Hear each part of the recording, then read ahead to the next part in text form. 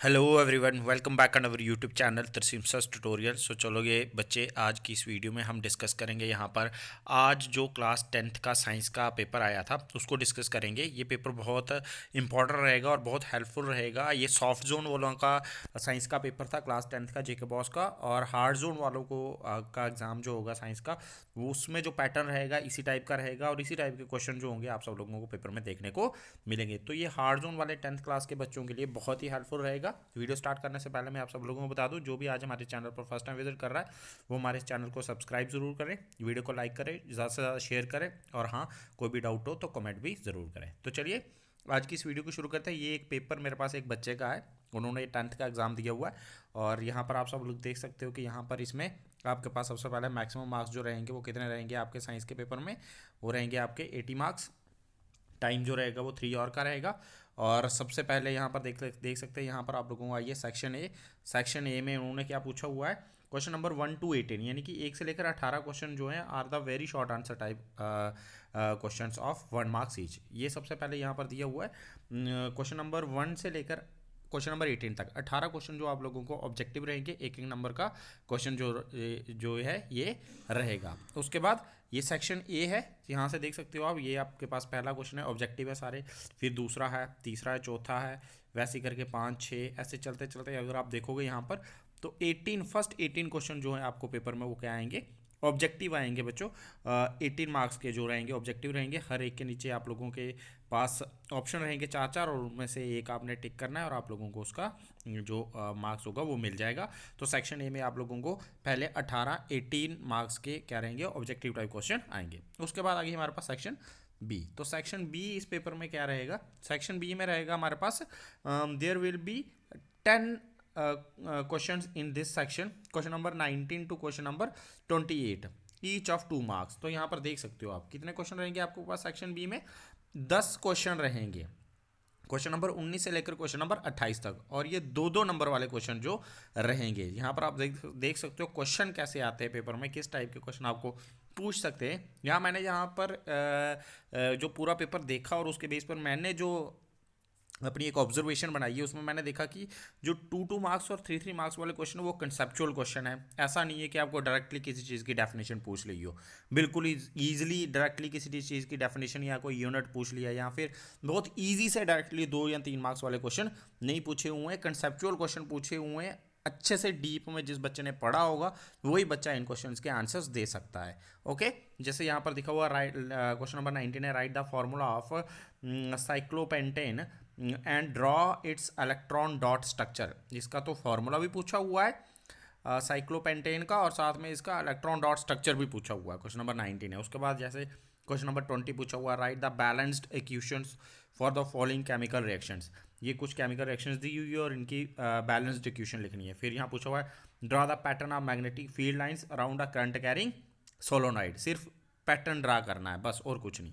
उसके बाद यहाँ देखो क्वेश्चन नंबर 22 में पूछा हुआ conceptual question, let the resistance of an electrical component remain constant while the potential difference across the two ends of the component decrease to half of its former value, what change will occur in the current through it। ठीक है, इस तरीके से देखेंगे आप। फिर question number 23, question number 24 25 सारे के सारे जो क्वेश्चन है ना इसमें, ये कैसे कंसेप्चुअल क्वेश्चन पूछे हुए हैं इन्होंने 2 2 मार्क्स वाले, मतलब डायरेक्टली किस चीज़ की डेफिनेशन नहीं पूछी है। तो अच्छे से डीपली आपने पढ़ के जाना है।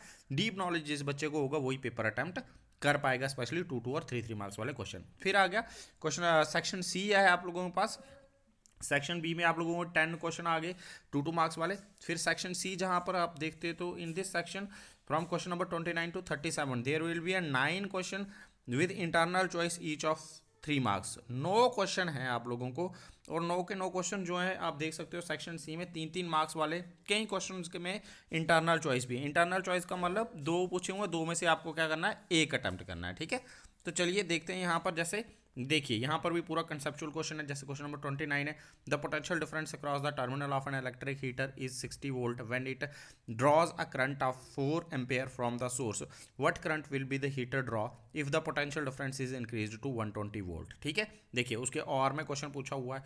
ठीक है, फिर क्वेश्चन नंबर 30 है। ठीक है, क्वेश्चन नंबर 31 है, 32 है, ऐसे ही करके आप लोगों को 3 3 मार्क्स वाले क्वेश्चन जो है ये पूछेंगे आप लोगों को क्वेश्चन नंबर क्वेश्चन नंबर आप लोगों को क्वेश्चन नंबर 37 तक 3 मार्क्स वाले क्वेश्चन रहेंगे, यानी कि 9 क्वेश्चन आप लोगों को रहेंगे 3 मार्क्स वाले, 10 क्वेश्चन रहेंगे 2 मार्क्स वाले। 27 नंबर के आप लोगों को 3 मार्क्स के क्वेश्चन है, 20 नंबर के आप लोगों को 2 नंबर वाले क्वेश्चन है। ठीक है, तो चलिए उसके बाद हम बात करते हैं सेक्शन डी। सेक्शन डी में हम देखते हैं ये क्वेश्चन जो ये डायरेक्टली आए हुए ये इतने टफ नहीं है, ये कुछ इंपॉर्टेंट क्वेश्चंस होते हैं, अगर वो अच्छे से आप इंपॉर्टेंट टॉपिक्स को कर लो तो आप लोगों के आराम से आंसर्स निकल जाते हैं। क्वेश्चन नंबर 30 ये जो सेक्शन डी है, सेक्शन डी में उन्होंने कहा हुआ है, सेक्शन डी में हमारे पास क्या है, मैं यहाँ पर आप लोगों को दिखाता हूँ। सेक्शन डी जो है इसमें, section D in this section from question number 38 to 40 there will be 3 long answer type question with internal choice each of 5 marks. ठीक है, इसमें क्या है, 3 जो है आपको लॉन्ग आंसर टाइप क्वेश्चन आए हुए हैं, 5 नंबर वाले क्वेश्चन है, और इंटरनल चॉइस भी है, 2 आए, 2 में से एक करना है। ठीक है, तो क्या क्या क्वेश्चन आया देख सकते हैं आप। Draw a ray diagram in each of the following cases to show the formation of image when the object is placed between the center of the curvature and principal focus of a concave mirror, at the focus of a concave mirror, या between the focus and pole of the concave mirror। तो देखिए light वाला जो unit है ना बहुत important है science के फिजिक्स में, अगर आप बात करते हैं सबसे पहला ये यूनिट है, उसमें से एक लॉन्ग आंसर आता है, और स्पेशली ये जो इमेज फॉर्मेशन वाला क्वेश्चन है ये आएगा ही आएगा। सॉफ्ट जोन वालों को आया था, हार्ड जोन वालों को भी ये क्वेश्चन आएगा ही आएगा इस टाइप का। तो लाइट वाला यूनिट अच्छे से तैयार कर लें, उसमें से आपको एक लॉन्ग आंसर देखने को मिलेगा, डन श्योरिटी ये 100% आएगा। देन उसके बाद और में भी उसी में से पूछा हुआ है आप लोगों को, लाइट वाले में से। ठीक है, फिर एक केमिस्ट्री में से पूछा हुआ है क्वेश्चन, इसमें स्ट्रक्चर पूछा हुआ है अलग अलग कंपाउंड का, जैसे ब्रोमोपेंटेन का, हेक्सेनल का, उसके बाद प्रोपेन का। ठीक है, और में पूछा हुआ है इसके related question, explain the following reaction with example. Combustion reaction उसकी डेफिनेशन और एग्जांपल देनी है, और सब्स्टिट्यूशन रिएक्शन उसकी डेफिनेशन और एग्जांपल देनी है। ठीक है, उसके बाद एक क्वेश्चन आप लोगों को पूछा हुआ है कहाँ से, बायोलॉजी में से 5 नंबर का। ठीक है, एक फिजिक्स में से 5 नंबर का आता है, एक केमिस्ट्री में से और एक बायो में से। ठीक है, यहाँ पर अगर हम देखते हैं तो हमारे पास, आप याद रखें जो स्ट्रक्चर है बायोलॉजी में, स्पेशली जैसे डाइजेस्टिव सिस्टम, हार्ट का structure, male reproductive system, female reproductive system, nephron का structure, excretory system, respiratory system, ठीक है, ह्यूमन आई का स्ट्रक्चर, ये जो मैंने बोर्ड लिए ना, इन स्ट्रक्चर में से एक ना एक स्ट्रक्चर वाला क्वेश्चन आप लोगों को पेपर में 5 नंबर में मिलेगा ही मिलेगा।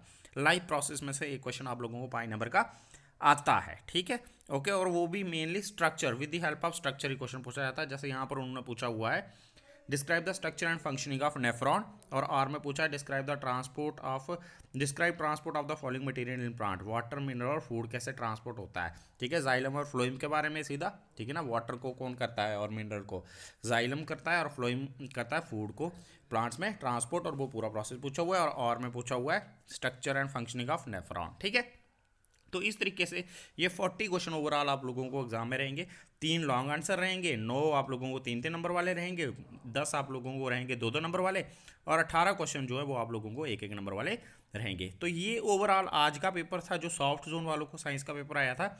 ऐसा ही पेपर, इसी पैटर्न का पेपर जो है हार्ड जोन वाले 10th क्लास वालों, आप लोगों को 10th का जो है पेपर में ऐसा ही पेपर सेम आप लोगों को देखने के लिए मिलेगा साइंस का। ठीक है, इसी टाइप का। तो आप लोगों को इस पेपर को अच्छे से देखना है, वीडियो को 2-3 बार देखो, अच्छे से पेपर को समझो, पैटर्न को समझो, और इसी तरीके से अपने पेपर की तैयारी करो। और नेक्स्ट वीडियो में मैं जो अभी सॉफ्ट जोन वालों का पेपर हुआ है, इंग्लिश का, SST का, मैथ्स का, हिंदी उर्दू का, वो आप लोगों के साथ डिस्कस कर लूँगा। ठीक है, तो चलिए आज की इस वीडियो में यहीं पर रुकते हैं। जाने से पहले मैं आप सब लोगों को फिर से बता दूं, जो भी आज हमारे चैनल पर फर्स्ट टाइम विजिट कर रहा है तो हमारे इस चैनल को सब्सक्राइब जरूर करें, और वीडियो को ज़्यादा से ज़्यादा शेयर करें, और अगर कोई डाउट है तो कमेंट भी करें। तो चलिए आज की इस वीडियो में यहीं पर रुकते हैं बच्चों, थैंक यू।